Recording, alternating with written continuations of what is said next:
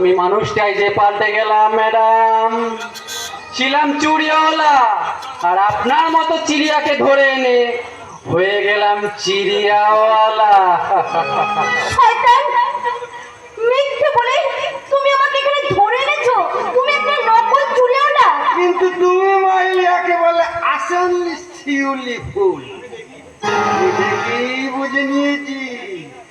দেখি দেখি দেখি শিউলি ফুলের গন্ধটা একটু ছুঁকে দেখি।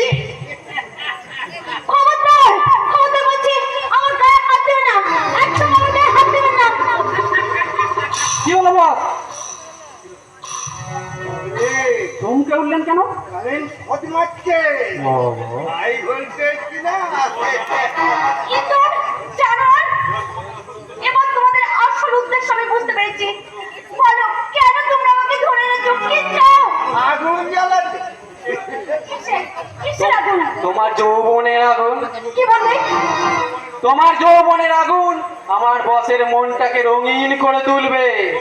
তোমার ভালোবাসার মিঠা ছাড়া আমার বসের মনে প্রেমের নেশা ধরাবে।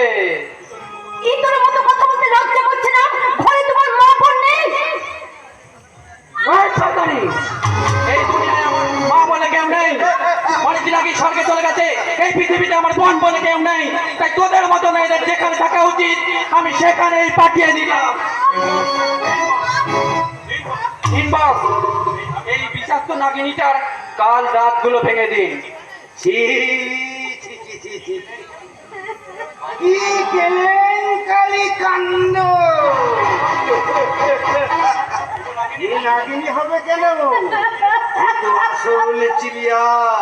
আজ রাতে একে আমি নিজের হাতে দানা খাওয়াবো। তারপর আমার প্রেমের খাতায় বসিয়ে এনে গান শুনবো। তার আগে একে তুই পোষ মানিয়ে রাখিস কেমন? না, না, না, আমি এখানে থাকবো না। আমি এখান থেকে পালিয়ে যাবো। আমি এখান থেকে পালিয়ে যাবো। তার পালাচ্ছ চিড়িয়া সুন্দরী, দেখবে একটা একটা করে তোমার পালক মাটিতে খসে পড়বে, আর তুমি ক্লান্ত হয়ে মাটিতে মুখ থুবড়ে পড়বে। তোমার মা স্বর্গে চলে গেছেন, তাই না? উনি তো মরে গিয়ে বেঁচে গেছেন।